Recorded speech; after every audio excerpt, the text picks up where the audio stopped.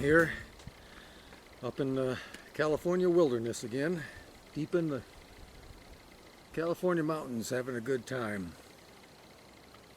It's been a while since I made a video. I had an injury on my leg and really cut down on the riding and haven't been able to do much. But today I was able to make the long climb to the summit here and getting back on track again. Won't be that many miles this year though, probably only about 10,000. But today we are checking out a new fat bike. I've been wanting to get one of these ever since they came out. I don't know how long they've been out, 2-3 years or so.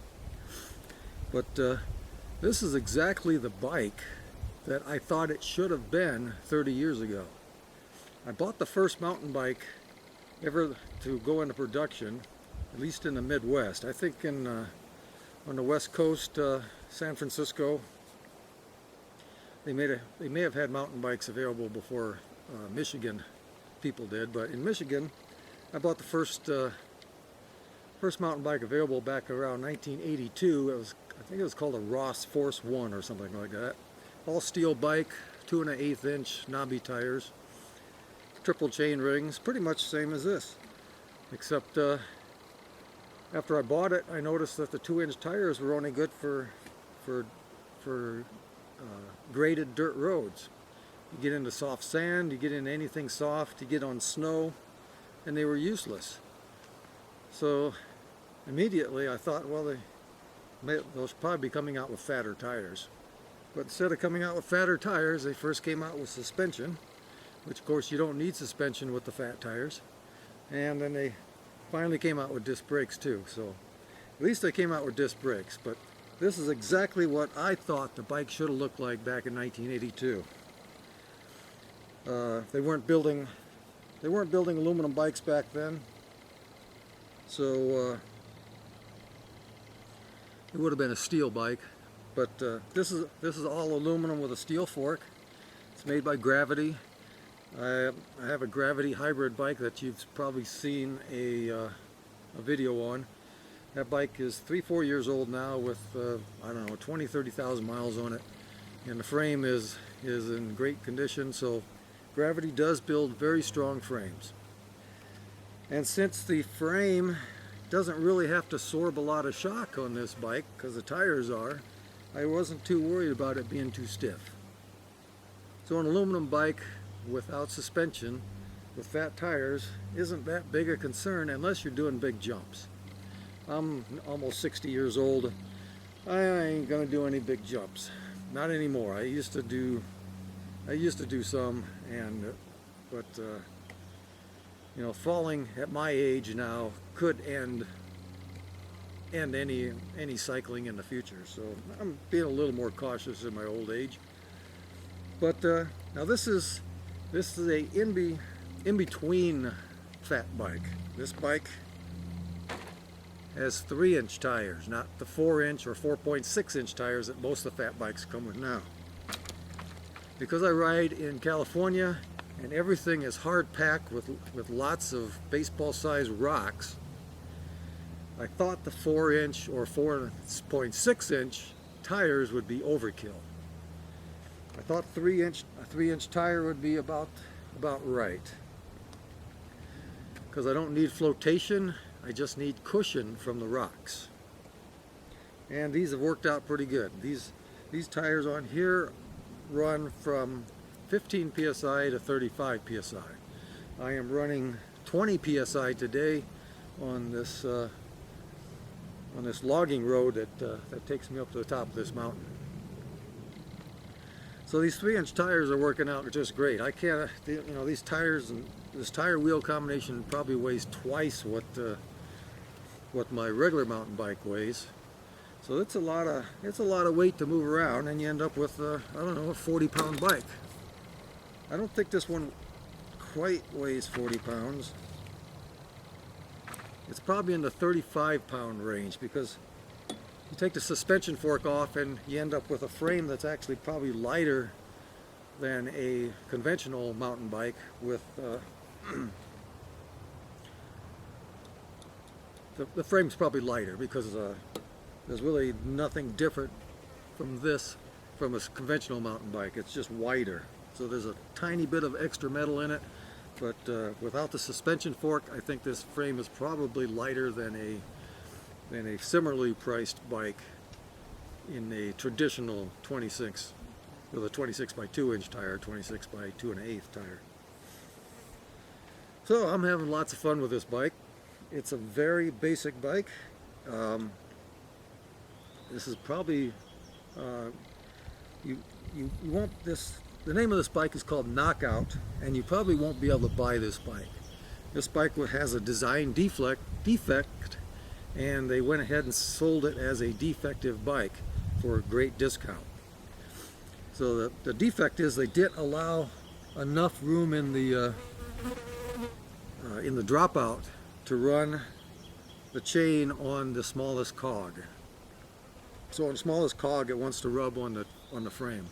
So all I did is adjust the derailleur so it can't shift onto that smallest cog, and instead of an 8-speed or a 24-speed, I have a 7 usable cogs, and a 21-speed, which is fine. I don't need an 11 cog riding off-road on a 40-pound bike, or a 35-pound bike, whatever this thing is. It's definitely heavier than a conventional bike because the tire wheel combination weighs at least twice what a conventional 26-inch mountain bike weighs. But like I've said in other videos, the weight off-road is a little more important than road bike weight, because if you're off-road, most likely you're climbing some very steep grades like I did today. It's about an hour and 15, hour and 30 minutes, depending on how good a condition I'm in to get to this summit. It's just a continual climb. So I've been continually climbing for an hour and a half, and this is the first time I've taken this heavy big tire bike up this climb. And this is April, beginning of the season. I'm not very strong yet, so plus I've been sick and injured for the last 3-4 months. So compared to my other mountain bike, I don't think there's much difference out here. Now this is an old logging trail, and the turns are not tight. So the only thing I got is steep climbing. I do got to haul the extra weight up this steep climb. But once that weight's moving, it's obviously not slowing me down much because I made it up in about the same time. Now if this was a single track trail, and I have been riding this on single track, and it does take a lot more energy. Every time you go around a corner and there's a slight incline, or you have to re-accelerate this heavy weight. So you got to re-accelerate these heavy wheels and re-accelerate this heavyweight bike. So it is taking more energy to ride this on a single track with lots of cornering, lots of tight cornering where you got to brake, slow down, re-accelerate, or you come around a corner and you have to re-accelerate going uphill. So you've lost your momentum, and now you've got to accelerate this weight uphill. So yes, there is quite a bit of difference between riding a road bike and riding off-road. These are just completely different conditions, and weight does matter a little bit more off-road. Today it didn't matter at all. There's no tight turns. Climbs are pretty constant, running from 10 to 12%, and the weight didn't slow me down any today. Now I kind of wonder about the weight as far as ratio to the rider. I'm a heavy rider. I'm riding at 195 pounds. So at 195 pounds, a 40-pound bike is 4, 8, 12, 16, 20, is about a fifth of my weight. Now if I was a young person in grade school or something like that, or a woman who only weighed about 100 pounds, now you're talking almost 50% of their weight. So I kind of wonder how that weight's going to affect off-road riders who don't weigh very much. What if you don't weigh very much? You could probably air down your conventional mountain bike, and it wouldn't be much different than this. But at 195 pounds, I was airing down my conventional 2-inch tires way past what they were supposed to be to try and get this trail smoothed out. I mean, this is a constant rock trail where you're just my eyeballs are, you can't even hardly see by the time you're done riding across these rough trails. And I've been wanting a fat tire bike to smooth these out. And at 20 psi, it is smoothing out the trail today. No suspension fork to either. And I can run down to 15, and I will try 15 psi on the rocky single track trail next time. So I am getting a smoother ride than a suspended 2-inch mountain bike. And I did, like I said, I went with a 3-inch because there's no need for flotation around here. In Michigan, I would have went for the 4.6, the widest tires they got, because of all the sand. I don't think this 3-inch tire would do very well in sand. A 2-inch tire does absolutely horrible in sand. This 3-inch would be an improvement, but I think the 4.6 is what you want for sand and snow. You want to really be floating on that stuff. I rode many, many summers in the upper peninsula of Michigan through deep sand on a 2 1/8 inch, the widest tire I could get at the time, and it was it was a lot of work. It wasn't any fun. I mean, you're just crawling along trying to push that front tire that's just digging into the sand. So if you're a sand rider or a snow rider, I don't think these 3-inch tires are going to be any good for you. So this is Gravity's 3-inch tire bike. Like I said, this is called the Knockout, and you won't be able to buy this bike because it was a design defect. But there's a lot of bikes similarly equipped to this bike that you can buy. This bike is running Alivio front and rear derailleur. It's running a no-name SR Sun Tour crank. Well, I shouldn't say no name, but there's no model name on it. So I was very worried about the crank, except at least it had a name. Gravity, Motobacan, a lot of these bikes are selling these cranks that don't have any name on them at all. And I've taken cranks like that and broke crank arms in half. So those really worry me, because breaking a crank arm in half can be very dangerous. You're coming down a mountainside at 25, 30 miles an hour, suspended on these crank arms, and one cracks in half. You're looking at a very serious accident. So I'm very, very concerned about the cranks. So when I got this one, the first thing I did is see how stiff it is. And it seems to be as stiff as my Alivio cranks. My Shimano Alivio cranks have not given me any problems. I've been riding those for the last, at least 5 or 6 years. On-road and off-road Alivio crank, and they're very stiff, very strong, never broke, never given me any problem, and these feel as stiff as those. So I'm feeling pretty confident on this SR Sun Tour crank. And the crank is what really divides up these low-cost bikes when you buy them. Like I said, they want to stick those no-name cranks on there, and I just don't trust them. If you do buy a no-name crank and you stand on it and accelerate and you feel that crank flexing, now make sure you know the difference between the crank flexing and the tires flexing. These big fat tires will make it feel like they're flexing. Pump your tires up to maximum and get on the crank and see if you feel that thing flexing. You should feel no flex whatsoever in the crank. Any flex in that crank means it's weak, and it means it needs replaced right away for safety reasons. So what I got here is a fully equipped bike that I didn't have to change out a darn thing on. This thing came out of the box ready to go. I love these tires. You can't buy them anymore, I don't think. They're, oh shoot, the name of them are, they're Duros, they're made by Duro, D-U-R-O. And they're just a simple knobby tire. There's nothing special or different about this tread. It's just an even knob all the way around with good side knobs. It's got a rounded, I'll be showing you close-up pictures of this at the end of the video. So, but it has a rounded casing so that on hard pack it just sits on the top of the tire, but when you get soft, then the entire the entire tire will sink in and float you. And the traction on these in the corners have been fantastic.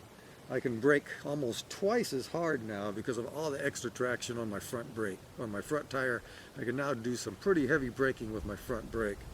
So it's really nice to have a really full off-road tire again. I've been using a trekking tire on my mountain bike, which is still 2 inches wide, but I had a little bit of a compromised tread on the top where it was smooth, a little smoother pattern on top. This is all off-road tire, and boy is it great. I'm having a good time. So this one came just as you see it, except no rack, no water bottles, no water bottle cages, and I added toe clips. To this day, I still do not use clip-in pedals for off-road. I just can't get used to those. I can't get out of them fast enough. So I definitely use clip-on pedals on the road, but I'm using toe clips for my choice off-road. Now I did try this bike out without any clips at all, and these rocky, bumpy trails, my feet were bouncing off the pedals all over the place, so it didn't work out at all. So again, for a lot of people, they seem to be able to handle a bike without toe clips. I can't. For those people that are who can't decide whether they want to lock in to the pedal or not, a toe clip is a good way to start, because if you get a two-sided pedal, then you can actually pedal on the other side. You don't need to use the toe clip. So if you're in a place that you're going real slow and you don't feel safe being strapped in, you can just pull out and put your feet on top of the pedal like this, and just pedal the bike like normal without being clipped in. Let's see. Of course, I added a rear view mirror because I ride my bike to the trailheads, so that I have to ride this bike on road. Now on road, I thought this bike was going to be horrible, but I pumped the tires up to 35 psi, which is the maximum before I left, and there's a big steep road climb to get up to the trailhead, and again, it wasn't difficult at all. So of course it's slow. These big old fat tires with the big old knobs are of course is slower than a road bike tire, but it's not bad. It's not bad. I'm still doing 13 to 15 miles an hour on the road with this, and that's good enough to get me to the trailhead. And then when I get to the trailhead, I end up with a really good off-road tire. So I'd have to say these 3-inch tires have worked out perfectly for me, and I'm going to be trying them at the lowest pressure, 15 psi, the next time on the trail. As far as the frame, the bottom bracket is very stiff. I don't feel any flex there. It's tracking straight. I can let go of the handlebars. This bike will track straight, so it's aligned properly. Everything's really well done. I told you what the drivetrain is. The only other thing is, these are just plain old bars, nothing special. 8-speed gearing with the combination lever and gear shift, but they shift perfectly. The longevity on these levers, I don't know. I've never worn one out yet. I had these on my other gravity hybrid bike, and I never did wear them out. So these will be taking a lot of dust. Dusty conditions in Northern California in the summer will be very bad. So these will be taking a lot of dust, and we'll see how they hold up over the long term in dust. And they're connected to, these are Shimano shifters, 8-speed shifters. Of course, I've got it tuned back to a 7-speed. But it's running over to Tektro brakes. These are Tektro Novella brakes. And man, these are mechanical brakes. Man, do they feel great. These levers too are very, very stiff. I just can't believe a combination lever like this on a bike this cheap has got a brake that feels this good. This is a brake that has a bottom to it. It doesn't come to the bottom and then feel squishy. like a lot of cheap brakes do. This comes to the bottom and it gets solid. It's an excellent feeling brake. I couldn't be happier. I don't like hydraulic brakes. I've never used them because I store my bike indoors, and hydraulics eventually leak. Anything that's hydraulic will eventually always leak, and I don't want it leaking out all over my carpeting. So I have no intentions of buying hydraulic brakes. These brakes are just they're just fantastic. And I think now I'm going to tell you what I paid for this bike because it was a defect. I paid a measly $300 for a brand new. This bike was brand new, undamaged. Like I said, it has a defect in the design of the frame, which I could care less about because all it means is I'm not using my 11-tooth cog. So now I have a 13 as my high gear, which I can't use. This bike is, with these tires, I can't use a 42-13 on the road. I'm not strong enough to push the bike that fast. A 42-13 is at a 90 RPM pace is going to be probably 24 miles an hour. People can't even push their road bikes that fast. So I still got plenty of gears, no problem.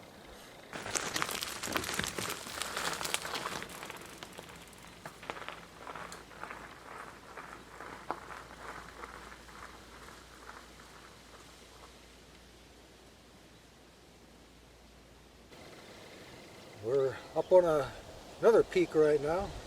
Rode over to Chamonix Peak. Another favorite summit of mine. And the old fat bike made it up there. The old fat rider made it up too. But I'm running at I run uphill today at maximum pressure in the tires. So we're trying out maximum pressure. I didn't notice a whole lot of difference. Airing down to a 15 psi. I'll be airing down to a 15 psi on my way down this very rough climb. This is single track. Has a lot of protruding rocks and lots of large sized stones to be vibrating over the top, and we're going to test these tires out at the minimum pressure. So we use maximum coming up, and we're going to use minimum pressure going down, and we're going to see how that goes, and I'll give you a report when I get to the bottom of the hill. To finish off the review on this bike, again, this bike is equipped exactly the way I wanted it. Came with 26-inch wheels. 26-inch wheel usually turns out to be 2 or 3 times stronger than a 700C or 29er wheel. So I definitely did not want the trouble of 29ers on a fat bike. So what I got is best of both worlds. I got a 26-inch wheel, but with this tall profile of the tire, it actually stands as tall as a 2-inch wide 29er bike. 29er wheel and tire. Now a 29er fat bike, of course, is much taller. So these are single walled rims, and normally I wouldn't even begin to ride those, but because these are single walled and they're twice as wide as a normal rim, there's still a heck of a lot of metal in them, and I think they're going to be just fine. I think the wide rim doesn't need to be double walled, at least not for the mild kind of riding I'm doing. I'm doing some rough downhills, but I'm not doing any jumping on this bike. There's no big jumping on this bike. I don't think this bike was designed for it. I really can't, anybody that wants to jump bikes, I can't give them a good review anyway. I have to look for another reviewer on that because I'm not going to test these on that. But to sum up the bike, it came exactly perfect the way I wanted it. 3-inch tires, nice knobby off-road simple tread that works perfectly. A wide range of air pressure from 15 to 35. A lightweight frame, no suspension, and what you don't notice on these bikes is you see the normal amount of clearance between the tire and the seat tube, but these are extra wide tires extra large diameter tires. So the wheelbase on this bike is actually quite a bit longer than a conventional 26-inch mountain bike that might be showing the same distance in between the tire and the seat tube.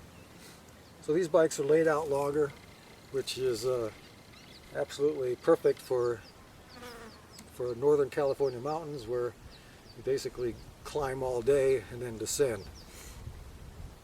There's only a couple of trails around where you're not going to be doing a lot of climbing. So this gives you lots of long wheelbase control on the way down, and I have only a slightly, you have to use a slight more bit of body English and going up to keep the bike running straight. But again, it's nothing, it's only something you notice when you first ride it, and by the time I get done riding this halfway through the year, I won't even be thinking about it anymore. So between the brakes, the derailleurs, the way this thing's equipped, everything is perfect. This bike's doing exactly what I want it to do, and I couldn't be happier. So for anybody that wants a gravity fat bike, you'll find similarly equipped ones. Like I said, this is the knockout. You probably can't buy this bike anymore, but there's plenty of bikes around the $450 range that you can probably pick up that are just like this. Like I said, watch out for the crankset. Some of these bikes are coming, well, a lot of these bikes are coming with this no-name crankset that has nothing printed on it. Don't know who makes it, and you're going to have to watch for flex in those cranks and make sure that they're strong. If you have any flex in the cranks, get rid of it. Switch over to an Alevio 8-speed. Oh, Alevio's actually going to 9-speed. You have to go to Acera, I think, to pick up an 8-speed crank now. I have not tested the Acera cranks, but my guess is they'll probably work for you. So here I am enjoying another great day in California. It's a real paradise for me, and I just feel very fortunate to be able to live here, and I actually just never leave here. This is my vacation. I go on vacation every day for 2-3 hours, riding either the roads or off-road in the mountains. You just can't beat. You just can't beat this area. So I'm going to give you some close-up photography on this bike so we can take a look at some details.